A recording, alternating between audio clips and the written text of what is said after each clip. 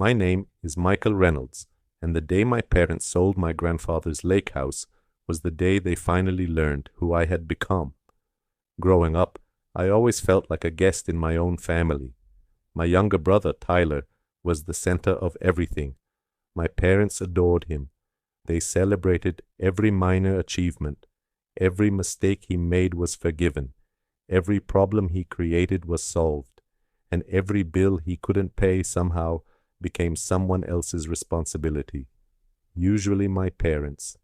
Sometimes mine. Tyler wasn't a bad person.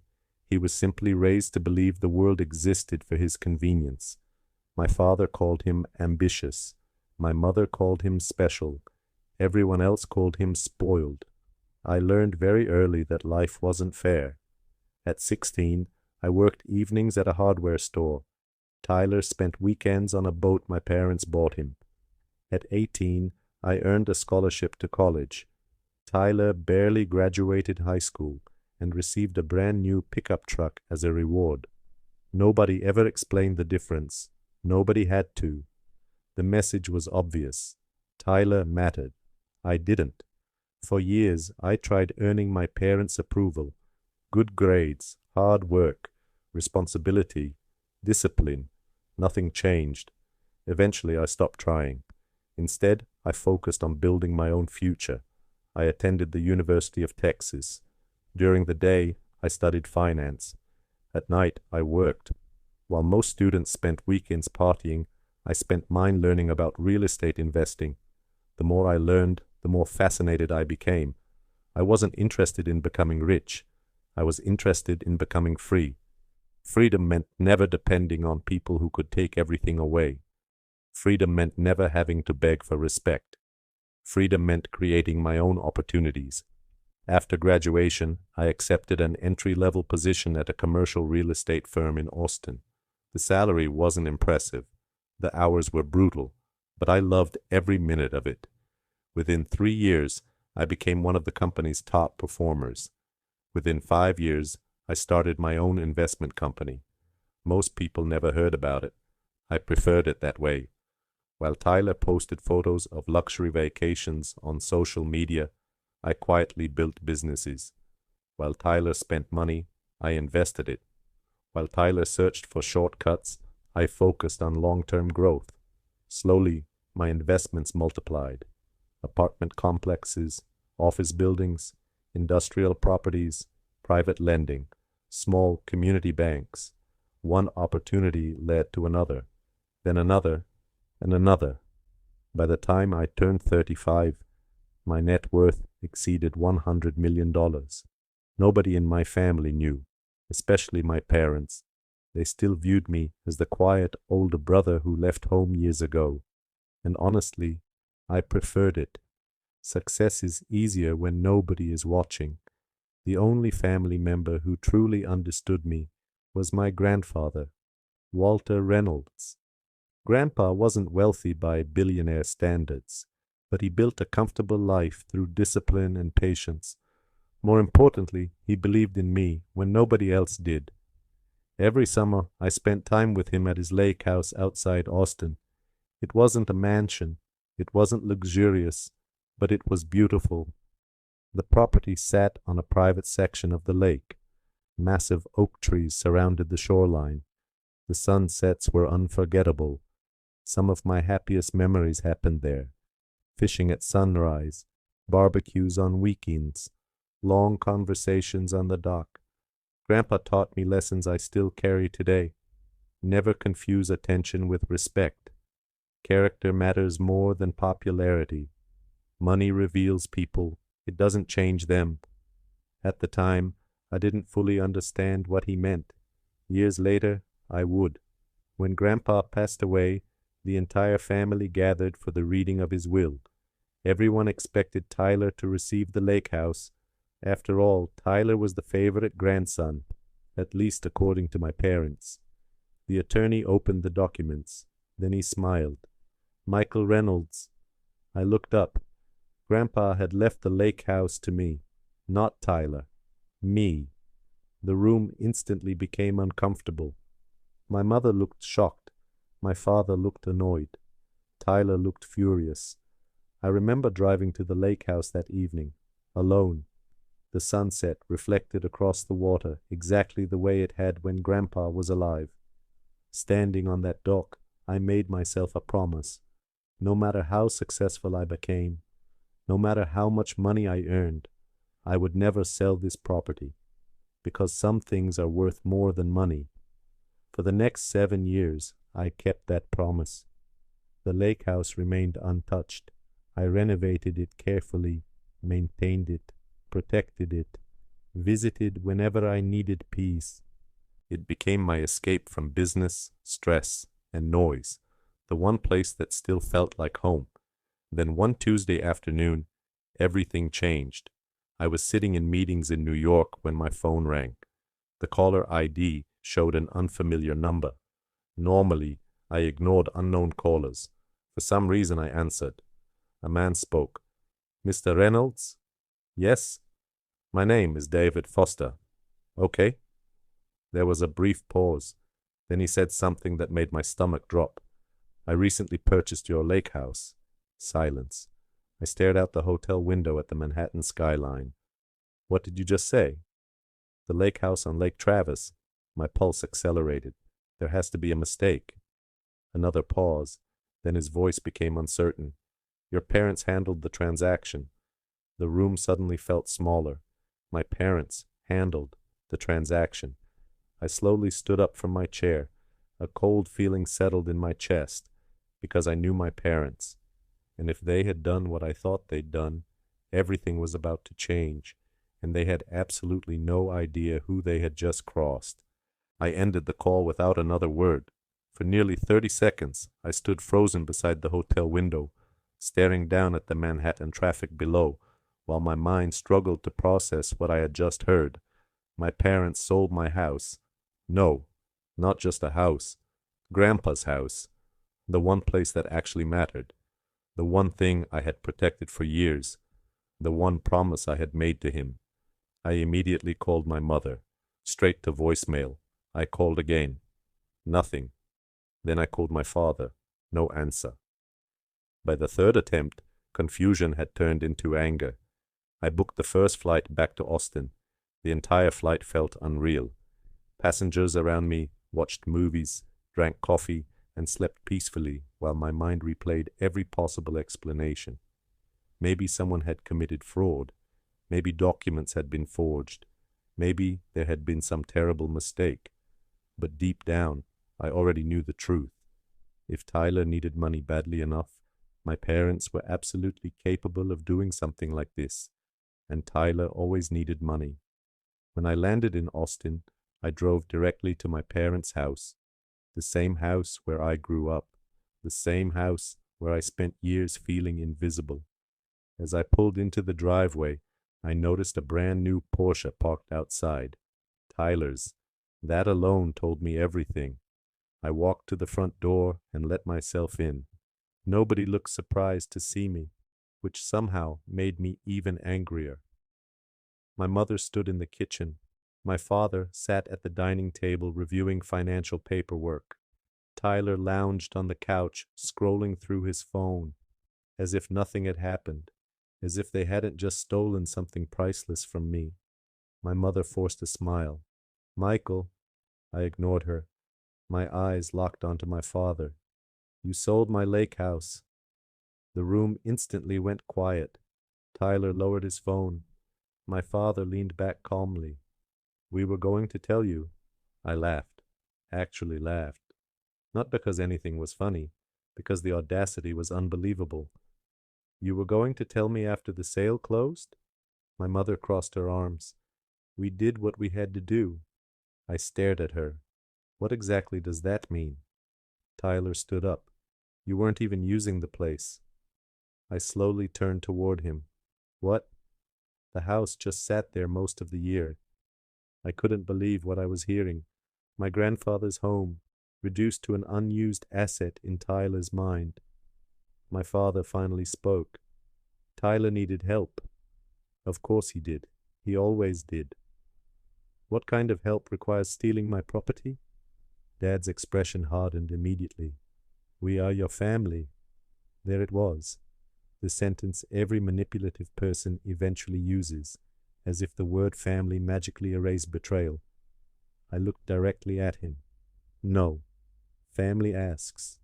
Family doesn't steal. My mother's voice sharpened instantly. What's your tone? I almost smiled. Even now, after everything they had done, they still believed I was the problem. Tyler stepped forward. You're being dramatic. Dramatic? I stared at him. You sold property that didn't belong to you. My father slammed his hand onto the table. Enough. The room fell silent. He pointed directly at me. Everything we've ever done was for this family. I slowly shook my head. No, everything you've ever done was for Tyler. That landed harder than I expected. Nobody spoke, because deep down they knew it was true. My mother looked away first. Tyler broke the silence. You don't even need the money. That sentence stopped me cold. I looked at him carefully. What did you just say? He shrugged. You've always acted like you're better than us. Interesting. So that was the story they told themselves. Not hard-working, not disciplined, not successful, arrogant, because apparently succeeding without their help offended them. I took a slow breath. How much did you sell it for? My father answered immediately. 3.8 million. I nearly lost my composure. The property alone was worth well over 6 million. The land value around Lake Travis had skyrocketed over the years, which meant they had rushed the sale, desperately. I looked back at Tyler. What did you need $3.8 million for? Nobody answered. Then my mother quietly spoke. Tyler invested in a hospitality project. I closed my eyes for a moment. Of course he did. Tyler had never successfully managed anything in his life, yet somehow my parents still treated him like a future business genius. How much has he already lost? Silence. That told me everything. I slowly looked around the room. Family photos covered the walls. Birthdays, vacations, Christmas mornings, smiling memories frozen in time. And suddenly, a painful realization hit me. None of it had ever been real. Not for me. I wasn't part of this family. I was simply tolerated until they needed something. My father interrupted my thoughts. We assumed you'd understand. That sentence changed everything, because they genuinely believed they were justified. There was no guilt, no shame, no apology, only entitlement. I nodded slowly, then reached into my pocket and pulled out my phone. Tyler frowned. What are you doing? I looked directly at him. Fixing the mistake. For the first time all evening, my father looked nervous. I made one phone call. Rebecca. My attorney answered immediately. Good evening, Michael. I need emergency filings prepared tonight. The room became completely silent. I kept my eyes on my parents while I spoke. I want a full investigation into the transfer of the Lake Travis property. My mother's face went pale. Rebecca's voice sharpened instantly. Understood, I continued calmly. Contact Foster Holdings immediately and inform them the transaction is under dispute. Tyler stepped forward. What the hell are you doing? I ignored him. And freeze every pending payment connected to the sale. Rebecca hesitated. That could create serious complications. Good. I ended the call. Nobody moved. Nobody spoke. My father slowly stood from the table. His voice was low. You would sue your own family? I looked him directly in the eye. You sold my grandfather's house. For the first time in my entire life, he had absolutely nothing to say. I left my parents' house that night without saying another word. For the first time in my life, I wasn't angry. I was done. There's a difference. Anger wants revenge. Being done means you stop protecting people from the consequences of their own choices. The next morning, Rebecca arrived at my office carrying a thick folder. She placed it on the conference table. The situation is worse than we thought. I opened it. Property records, transfer documents, bank statements, purchase agreements. Every page made the story uglier. My parents hadn't simply convinced someone to buy the property. They had forged authorization documents claiming they had legal authority to act on my behalf. That changed everything. This was no longer a family disagreement. This was fraud. Rebecca studied my expression carefully. Michael, if we move forward, criminal charges become a real possibility. I looked down at the paperwork. Years ago, I would have protected them. Years ago, I would have found excuses. Years ago, I would have absorbed the damage myself. Not anymore. Move forward. Rebecca nodded. Within 48 hours, attorneys began contacting everyone connected to the transaction. The buyer, the title company, the agents, the banks, everyone. Panic spread quickly, because once attorneys start tracing money, people become very nervous, especially people hiding something. 3 days later, my phone exploded. Mom, Dad, Tyler, Mom, Dad, Tyler, over and over again. I ignored every call. Then they showed up at my office. The receptionist called first. Michael, your family is here, I sighed. Send them to conference room B. 5 minutes later, I walked in. My mother looked exhausted. My father looked furious. Tyler looked terrified. Not nervous. Terrified. That got my attention. Dad immediately started talking. You need to stop this. No. His face turned red instantly. Michael, no. The room went silent. Mom stepped forward. Honey, please. I almost laughed. Honey. Amazing how quickly that word appeared after 35 years. I sat down calmly. What do you want? Tyler finally spoke. His voice shook. The investors are pulling out. Now we were getting somewhere. What investors? Nobody answered. I glanced toward Rebecca. Without a word, she slid another folder across the table. The second Tyler saw it, his face lost all color. That reaction told me everything. Rebecca opened the file. Financial statements, loan agreements, development projections, investor reports. Tyler's so-called hospitality project wasn't a project. It was a financial catastrophe. Luxury condominiums, speculative construction loans, private debt, terrible contracts, millions borrowed, millions wasted, millions gone. Tyler had burned through nearly every dollar from the lake house sale in less than 6 months. I stared at him. $3.8 million. He looked at the floor. I continued. How does someone lose $3.8 million in 6 months? Nobody answered. Dad suddenly exploded. Stop acting superior. I slowly turned toward him. Then something happened that changed the entire meeting. Rebecca spoke. Actually, Mr. Reynolds, there's something you should know. Dad frowned. What? Rebecca opened another folder.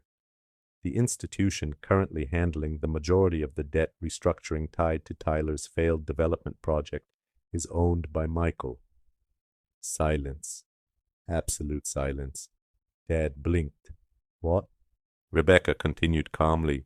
The lender responsible for nearly 60% of the project's financing. She paused. Belongs to Michael. My mother looked confused. Tyler looked confused. Dad looked confused. Then realization hit. The color drained from his face. You own the bank? I leaned back. Part of it.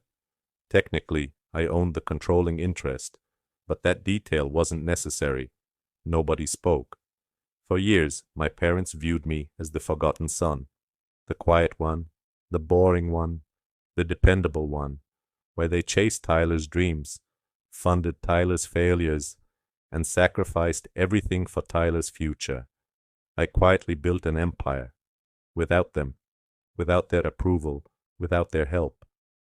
Dad looked like someone had punched him in the stomach. Since when? 8 years. Silence.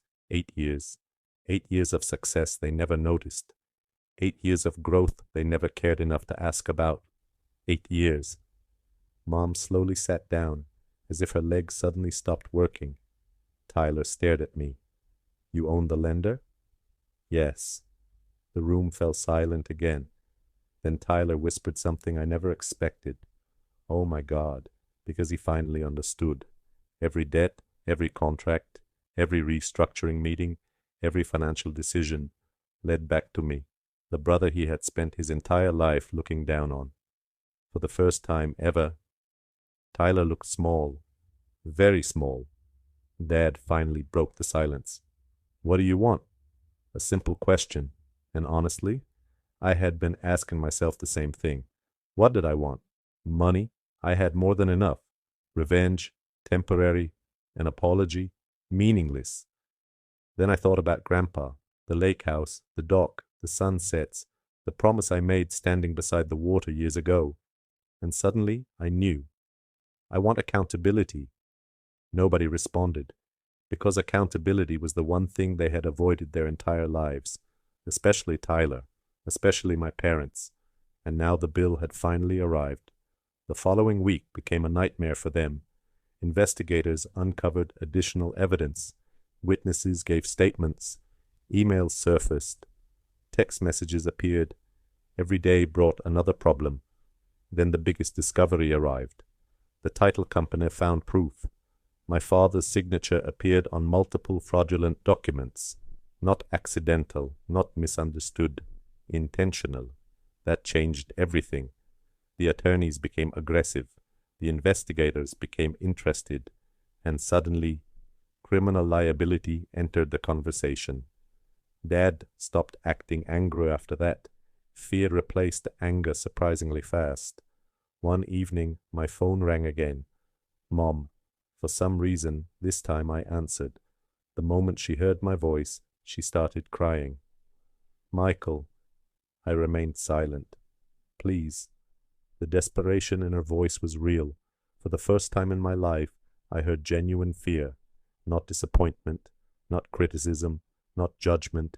Fear. Then she said something I never expected. We made a mistake.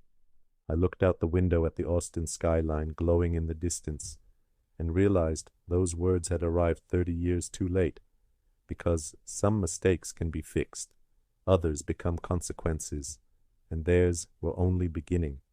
2 months later, everything finally came crashing down. The investigation was complete. The forged signatures were verified. The financial records were analyzed, and every excuse my parents had relied on for decades disappeared. The truth was undeniable.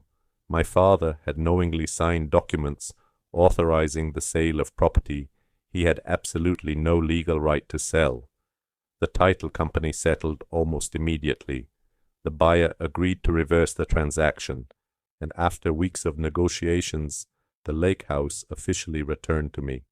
The day I got it back, I drove there alone. No attorneys, no assistants, no security, just me. The moment I stepped onto the dock, memories came flooding back. Grandpa teaching me how to fish, the smell of barbecue drifting through the summer air, the sound of water gently hitting the shoreline. For the first time in months, I felt something I hadn't felt in a long time. Peace. I sat there until sunset. Then my phone rang. Rebecca. Everything okay? Actually, yes. There's one final thing. I sat up. What is it? A sealed package was discovered among your grandfather's estate records. My heartbeat immediately accelerated. What kind of package? It was addressed to you. 3 days later, I sat inside an attorney's office. A small envelope rested on the table in front of me. Written across the front were 4 simple words. For Michael only. I recognized the handwriting instantly. Grandpa's. My hands trembled as I opened it. Inside was a letter. I unfolded it carefully. Then I began reading. Michael, if you are reading this, then I was right. Despite everything, I smiled. That sounded exactly like him. The letter continued. Your parents spent their lives believing love meant protecting someone from consequences. I paused. Already he understood everything. I continued. Real love teaches responsibility. False love creates entitlement.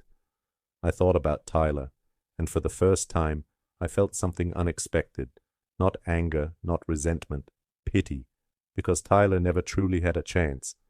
Every lesson that should have prepared him for adulthood had been removed before he could learn it. Every mistake had been erased, every consequence avoided, every failure blamed on someone else. The letter continued, "You were never overlooked because you lacked value." My throat tightened. "You were overlooked because strong people rarely demand attention." Tears filled my eyes. I kept reading. "One day they will finally see who you are."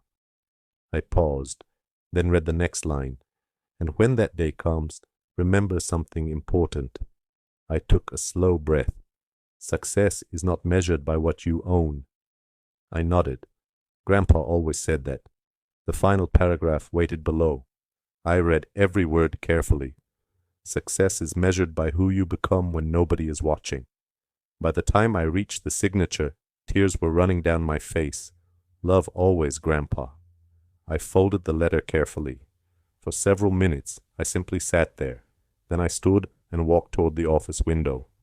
Outside, people hurried through their daily lives, meetings, appointments, deadlines, problems. Meanwhile, I felt something I hadn't felt in years: closure. The following week, something unexpected happened. Tyler called. I almost ignored it. Almost. Instead, I answered. "Hello." Silence. Then his voice. I wanted to apologize. I said nothing. Tyler continued.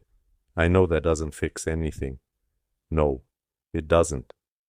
A long silence followed. Then he surprised me. I spent my entire life blaming everyone else. I listened quietly, because for the first time ever, he was telling the truth. My failures, my debt, my mistakes, my life. His voice cracked. "I always thought somebody would rescue me." The old Tyler never would have admitted that. Never.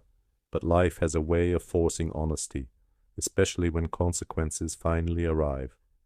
A few moments later, he spoke again. "You deserved better." I closed my eyes. 35 years. 35 years before someone in my family finally said those words. The conversation lasted nearly an hour. When it ended, I realized something important. Tyler wasn't the villain. He was the result of years of favoritism, years of excuses, years of protection, years of never hearing the word no. The damage had been done long before either of us became adults. Months passed. My father stopped calling entirely. My mother occasionally sent messages, short messages, simple messages, no manipulation, no excuses, no guilt trips, just effort. For the first time in her life, she seemed willing to accept responsibility, slowly, painfully, but genuinely. As for me, I focused on what mattered. My businesses continued growing, the bank expanded, new investments succeeded, life moved forward. But strangely, the thing that made me happiest wasn't the money, it wasn't the bank, it wasn't the success, it was the lake house. Every few weeks I returned, sat on the dock, watched the sunset, and remembered the one person who had always believed in me. One evening, nearly a year later, I stood beside the water holding Grandpa's letter. The sky glowed orange across the lake. A gentle breeze moved through the trees, and suddenly I understood something. For years, I thought winning meant proving everyone wrong. It didn't. Winning meant building a life that no longer required their approval. The people who ignored me eventually saw my worth. The people who underestimated me eventually learned the truth. The people who chose someone else eventually faced the consequences. But none of that healed me. What healed me was realizing Grandpa had been right all along. My value never depended on their opinion. It never depended on their approval. And it certainly never depended on their love. Because the day I stopped seeking validation was the day I finally became free.